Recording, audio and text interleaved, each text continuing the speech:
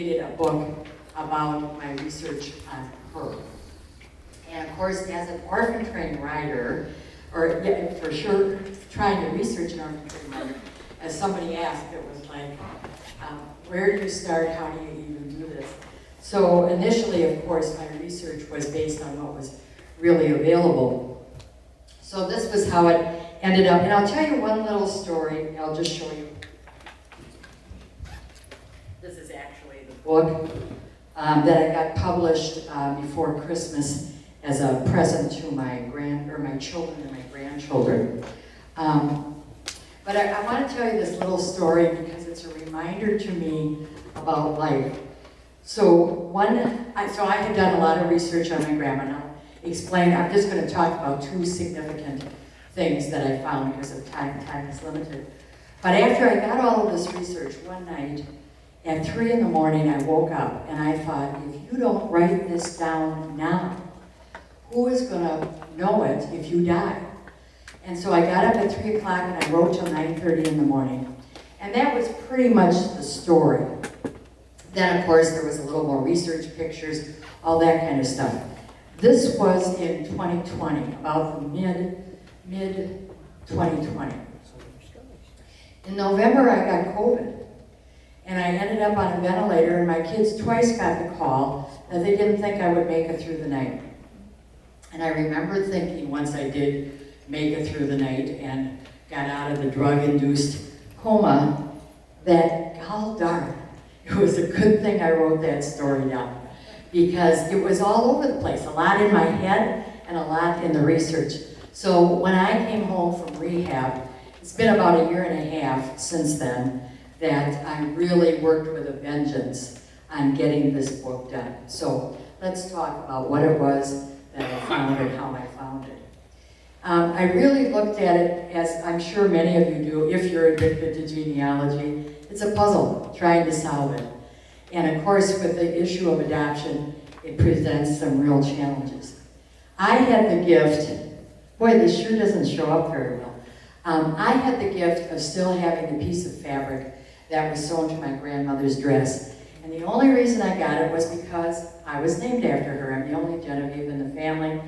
And when she died, I was a teenager. I was given this envelope with this piece of fabric. I knew Grandma had come on the orphan train. That's all I knew. That's all anybody knew. We never asked any questions. And I'm still amazed that I saved that piece of fabric because it didn't have much significance to me, although it was old. So I just thought, well, what are you going to do with it? So I stuck it in a book, and that's where it was until the 90s, folks. And then at one point, this is why I featured this here, I went to a presentation by somebody else on the orphan train and showed him that piece of fabric. And he said, oh, your grandma came on the New York Foundling, through the New York Foundling. That was the first that I knew of such an organization, much less that their system was different than other orphan train riders. I had made up a story. I'm a storyteller. And my story was the Children's Aid Society story of the kids going from station to station, because that's what I thought happened with my grandma. So when I found this out, for those of you that are trying to research, I'll just give you the one caveat. New York is closed adoption state, and you have to prove that you are a descendant of whoever you're doing the research on, or they will tell you nothing. And so I called them to say, well, how do I prove it? They said, well, birth registration. I said, excuse me, my grandmother was on the orphan train. There would be no birth registration. And of course, her name then, you can't probably see this all, but her name on there is Genevieve Townsend. It gives the date of her birth, 1883. In the top part is who she was placed with, Mr. James Fisher, in Cobb, Wisconsin. It's a little bitty town west of Madison.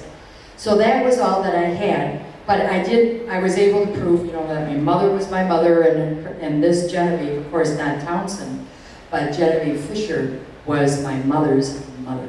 So then they provided me some information, but it was very, very limited. Oops, that's right. What I found was that she was left at the orphanage when she was 10 days old, I'm sorry, 10 days old, so an infant. I also found that she was, like everybody else there, they were going to make sure this was a Catholic organization and they were only taking care of Catholic babies. So that baby got baptized the next day.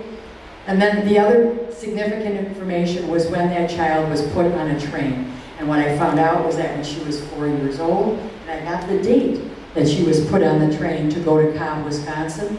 And then this was, I didn't know this information was important then, but I'll tell you later how it did become important, was that her mother was English, and the last little bit of information was she was dropped off by a woman who was also English. That implied to me that it was probably not her mother, it was somebody else who dropped her off. And I did get a kick out of this because my grandmother was raised by Irish immigrants. My grandmother married a man who was the son of Irish immigrants. My grandmother was Irish through and through. And we were always very proud of the fact that our family was 100% Irish. When I found out that there was English in there, I got a kick out of it. I think my grandma would have rolled over in a grave because there was no love lost between the English and the Irish. So that information really helped me in doing some of my research. The other thing, and this is what I was just going to suggest to folks, is I also wrote down what else did I know and what had I heard. What I knew was who her foster or adoptive parents were. I also knew who she married and when. I knew that most of her adult life she lived in Milwaukee, that she had 7 children, and that she died in 1967. So those might be factoids that would come into importance later. But then what were the family stories? The family story was that she had a brother, and we didn't know what happened to him. Did he get farmed out to somebody else? Was it true? Whatever. But there was this story about a brother. Also that her parents were Irish, and that they were killed in a trolley car accident. And also, this was a little curious tidbit, and I have often reflected on this because this passed down for a long time. The story was, she was the last girl on the train. The family that came to adopt the kids, again, we're thinking like the Children's Aid Society, said they wanted a boy, and the priest said, you want a boy? You gotta take the girl. So that was how Grandma was placed with that family. Now that betrays the facts that I knew later, that the Foundling Society actually placed those kids before they ever left New York City. But this was the story, and I kept wondering, think about this, she's 4 years old. She's adopted into a family, and she has carried this story with her for so many years. I have no idea how that happened, but I can't help but think that there was something along the way, and of course, a child can misinterpret things. There was rumors later, as I talked with my mother, that the adoptive father was an alcoholic and was physically abusive to her. I can't help but wonder if this might have been a story that he passed on to her. We didn't want you anyway, we wanted the boy, but we had to take you, and now you're a little brat, or something to that effect. But it was, but I wanted to document that. And then the other thing that we assumed, the family that adopted her was from Shullsburg, Wisconsin. If you're not familiar with Wisconsin, Shullsburg is in the bottom southwest, almost to the Illinois border, kind of not too far from Galena. On that name tag that was sewn to her dress, it said Cobb, Wisconsin. Cobb, Wisconsin is a 10-hour wagon ride north of Shullsburg. And I have still not been able to figure out that. It just doesn't make sense. There was a train that went through Shullsburg. There was also a train that went through Cobb. But our story changed as we learned more about Grandma's journey. Oops. So then learn as much as you can. Obviously, I read a variety of books, saw some movies, used the internet. In particular, I wanted to know about New York City in the 1800s. Like many of you, I think you can't hear this story and think, my God, what were they thinking? To put those kids on a train so young to such a different area after I read about New York City, thank you, God, for putting those kids on a train and getting them out of that hellhole for those, for certainly anybody that was poverty. And then the other thing I did was went to presentations, and again, that's how I found out about the significance of that piece of fabric. So these are just a couple of the books that I read. In the middle, there's the one on the orphan trains by Renee Wendiger, who's going to give our talk tonight. And she was also very helpful for me personally to get some information to sift through.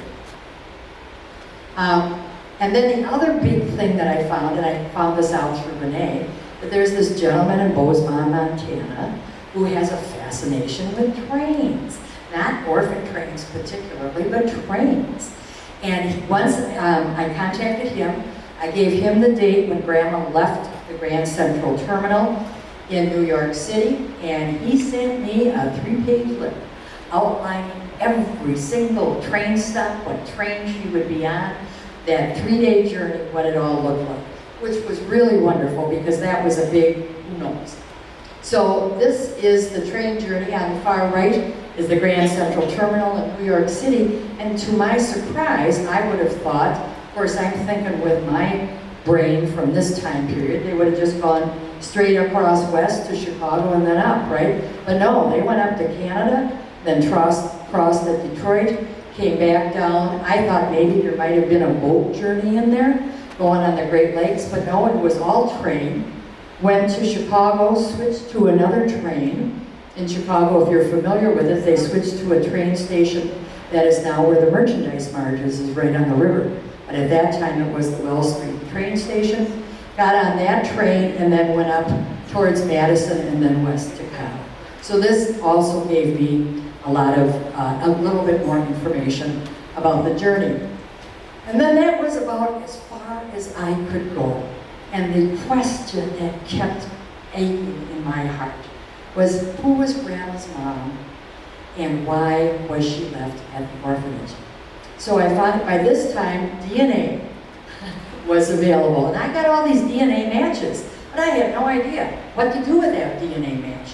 So I decided to hire Ancestry.com, contract with them, and see if they could get some information. They were very interested in seeing the piece of fabric. They said they'd never seen that before. They'd heard about that, of course, with the orphan trade, but they'd never actually seen it. The other thing they said, but it was interesting, they said, don't count on that last name. That was probably made up. Turns out they were correct. The other thing they said, I told them about the trolley car accident, and the guy just laughed. He said, if you could know how many times people told me that their parent was probably killed in a trolley car accident in New York City. That seemed to be the common form of death that everybody fabricated. And in fact, that wasn't true either. But anyway, so I contracted with Ancestry.com, and for those that are interested, it costs $3,000. They have a real good business model. This is what they say. You pay $3,000 down. Anytime you want to stop, you can stop and you won't have to pay that total amount. But that's the kind of retainer. And I thought, it wouldn't take them that long. I'm going to probably spend $1,500 and then I'm going to find out and I'll stop. Well, it was a good model because the closer you get, the more, it's like gambling. It's like, okay, now I'm in, I'm going to have to pay it all. And I did. The other thing I did was I gave them access to my family tree, as well as my DNA results, and I uploaded, is that the right word? Uploaded my DNA results to 2 other sites. What they wanted me to do was to maximize the number of matches that I had, so that they could look at the greatest pool to see if they could identify my great-grandmother. Oops. I also went through all the matches that I had, and anyone that I knew was on my father's side, and almost all are on my father's side because his family was very prolific, and there are just people from that side of the family all over the place. So I eliminated all of them so they didn't waste any time looking at DNA records for the paternal side. And then because that little tidbit, she was from England, and the woman who dropped her off was from England, they looked in particular at DNA matches from England. And I'll tell you one little side story. The person that turned out to be the key was a woman named Victoria Ashcroft. And I had contacted her a year before I contacted Ancestry. and said, I see we're a DNA match. We're pretty close. You're from England. My great-grandmother was from England. Do you think there's any chance that we might be related? And she responded, could not possibly be. No one in my family ever came to the United States. Little did she know that her great-great-grandma actually had come to the United States, but it was in the 1800s. She had no knowledge of it. But anyway, that was where they were looking. And to their credit, they also documented to me all the dead ends. So I didn't have to waste time later saying, oh geez, what about this, what about that? They let me know that, nope, that didn't work. Whoops. And then what they did, and I'm just mentioning this because if you're on your own quest, this is kind of the quest I'm now using to see if I can find my great-grandfather, was they looked for any females from England in those family trees who were born in the 1860s. And then, okay, in the 1860s. They found this woman, Victoria Ashcroft. Her mother was still alive. Her grandmother, I'm sorry. Her grandmother was still alive. They asked if they could get her DNA because that would really clinch it, and she refused. She's quite elderly, and I got a feeling she just thought, what the heck are you guys talking about? So we didn't get that to solve it. But then what they did was, because they honed in on this woman named Emma Musker, they then started looking for records in New York City. Now I want to go back and explain. I'm looking for the parents of Genevieve Townsend. I had looked through all kinds of records in New York, but never for anybody named Emma Musker. I'm always looking for Townsends. And there were way too many. It's just too common a name in New York City, so I was getting nowhere.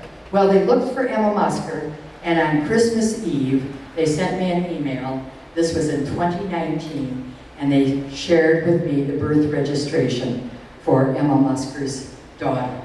And this is what it looks like, probably a little hard to read, but I'll tell you that the child is not named. The only last name there is Musker, and she's illegitimate. Emma was 17, she was not married, she was from England. Father is unknown and no indication of where he was from. So that's still the big mystery. I don't know if Emma was raped, if Emma just didn't know who the man was, or if, in fact, she just wanted to keep his identity secret. So that part. But the other big important part, she was living at 22 Delancey Street. This is December 24th, 2019. In January of 2020, and for those of you who don't remember, 2020 was a big year for COVID, right? So I'm going to the heart of New York City in the middle of January, of course, not knowing what's going on there, and they didn't know either at that time. And I went to 22 Delancey Street. I went to the Historical Society. I found a picture of the atlas to see exactly what that neighborhood looked like. I think I have a couple. So this was 22 Delancey Street, unfortunately, now is a park. But right across the street was this tenement building. And later, I think I may have a slide there, I can't remember the order anymore. I did a search on the 1880 census, 3 years before my grandmother was born, and to find out who was living at 22 Delancey Street. Well, it was the profile of pretty much any tenement building at that time. 98 people, mostly German and Irish, no English allowed at that time, so something changed. And all of them were either children of immigrants or immigrants themselves. So it was pretty much the tenement district.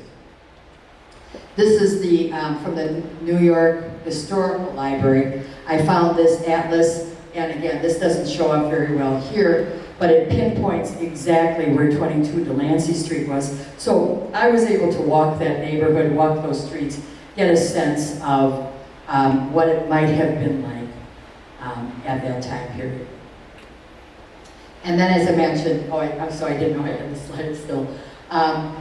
But when I looked at the address, this is what I found. So again, told me, and then I did go on a tour of the Tenement Museum, at the Tenement Museum. I've gone on several tours there. Went on a tour of the Irish in the Tenement Museum. If you haven't ever gone there in New York City, it's definitely worth a stop. My tour guide was Genevieve. What do you think? Is it just a miracle sometimes how things happen? The other thing I did was I've been able to, and I still do, connect with the descendants in England. And that has been important for this reason. We compared and shared information. They have the English perspective, I have the USA perspective. And some of those records, I thought for sure Grandma was not Catholic. Now that's really important in my family because I think I can beat anybody's I'm so Catholic story, because we even had an altar in our home. Our family was Catholic through and through.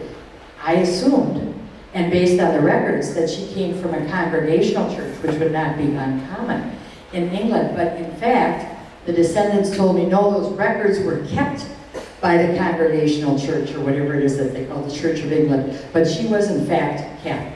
So I think my grandma maybe accepted her, English and all, but Catholic. And then, so they have put the context in that. And the other thing, I found a record from the poorhouse in Liverpool for her mother. And they confirmed to me the location. Here's the, these are the other records that I found. And here's the picture of the poorhouse. At 6, Emma Musker's father died. At 10, her mother died in the poorhouse of tuberculosis and was buried in a pauper's grave. The reason why I mention that, because it can't help but catch your heart. And what I thought of was, how was it for Emma Musker, orphaned at 10 herself, comes to the United States, New York City, a place that was not good if you were poor. She has a baby out of wedlock and has to give that baby up. I can't imagine what that must have been like, and it's not surprising that nobody in the family passed on that story. But that helped me get a sense about her. And then the other thing I think was important is to just gather any of the personal stuff that you have. So in my search, I look for common threads. I'm always looking for the common threads. So Irish was a common thread except for the biological mother. Catholic was also a common thread, and the challenges that all of them, these are stories of resiliency. So this is a picture. My grandmother is the one in the middle. I have no idea how old she is. I'm thinking maybe about 8th grade. It just says on the back the name of the other 2 people. I have no idea who they are either. I'm thinking maybe it was a teacher. This was another picture of my grandma on the left with her cousin, the cousin on her adoptive mother's side of the family, her wedding picture, her picture with one of her children being christened. This is her. She had 7 children. So my mom is the one on the bottom row, second from left, but this was the whole family then. And then I identified other factors that might enrich my story. And the thing that I also did, and Ancestry neglected to do this, I suppose my $3,000 was owed. I researched all the siblings because I kept thinking, how does a young girl at 17, coming from a very poor family in Liverpool, come to New York City? And then what I also found from doing this research, by 1890, she was back in Liverpool, married and had children and continued on from there. So how does that happen? There's a lot of people who came to New York and it was a horrible experience, but they couldn't go back because they had no money. So how did it happen that Emma did? Well, by researching, the one thing I found, she had a sister, Ellen. There was 5 kids in the family, but I researched every one of them. And Ellen was 10 years older, was married, and had a child in New York City the same year my grandmother was born. So that tells me that perhaps the 2 of them came together for whatever reason. How might they have come? Well, Ellen's husband died the year before, and I found his will. He left 70 pounds to Ellen. I think 70 pounds in 1883 was enough to get them from Liverpool to New York City. So maybe the 2 of them just came to get out of Dodge, as it were. And the other thing, Ellen also was back, and the reason how I found this was I found her 1891 census. She took her little boy back to England. Emma, her sister, left her daughter in New York City. So I can't imagine what that train or ship journey had to be like for the sister. But that would have solved at least the problem of where do they get some money. Now, to me, going all the way to New York is a pretty desperate act.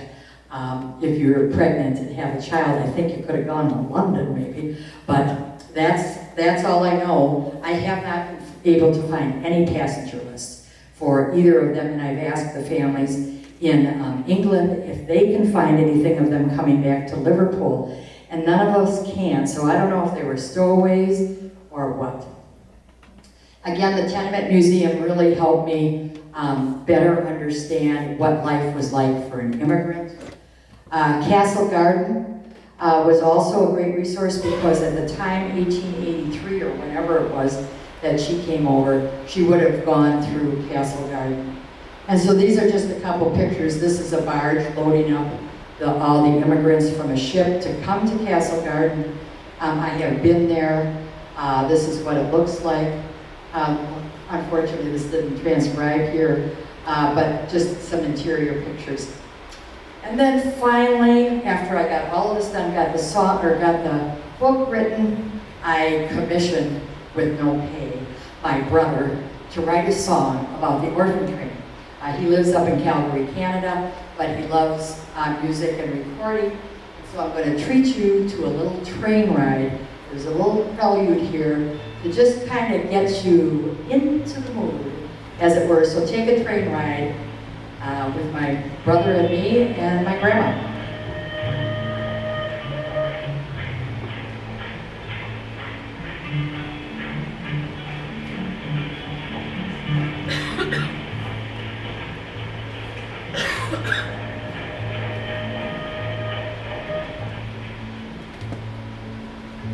It's September 1887, remember this time forever, 'cause Grandma's getting on board the orphan train.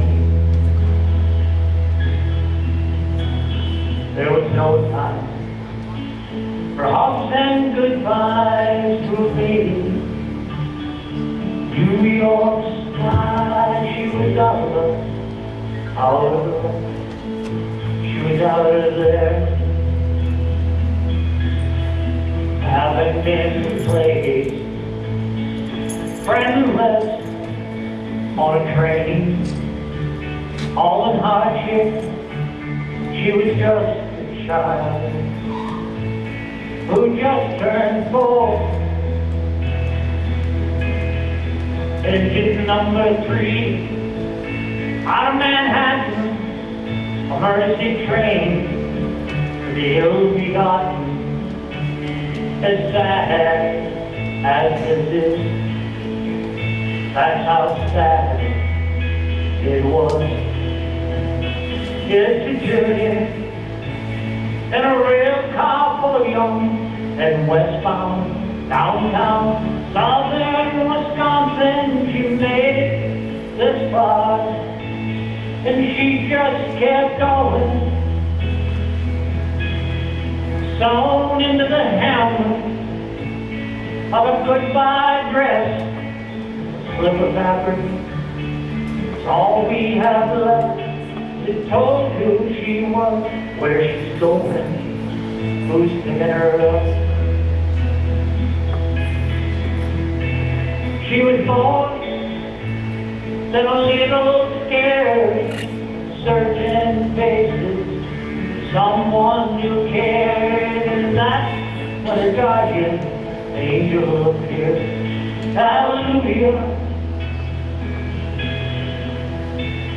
And a doctor family was waiting on her. Spent a 10-hour waiting round south of Shelburne. Her life began unfolding.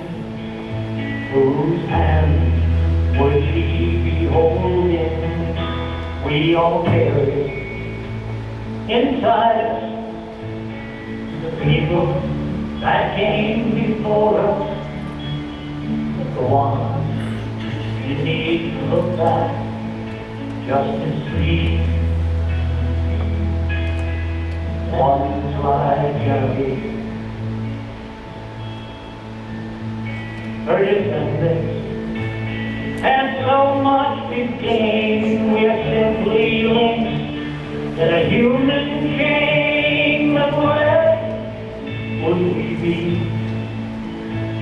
if he never got on that train? Thank you, Jane. Thank you, Genevieve.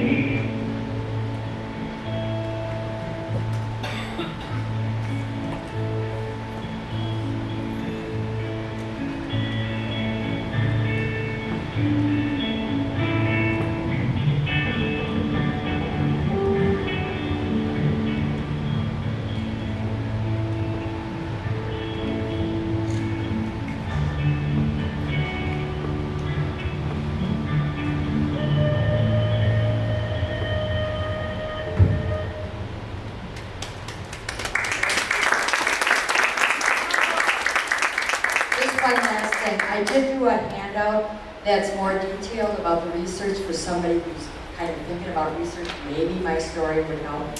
So I'll put the handout on the back up there, and if we run out of copies, Susan's sponsor. Have you made them already? Oh my God, you're good. Okay, so we'll put those back up there, and again, thank you for your time.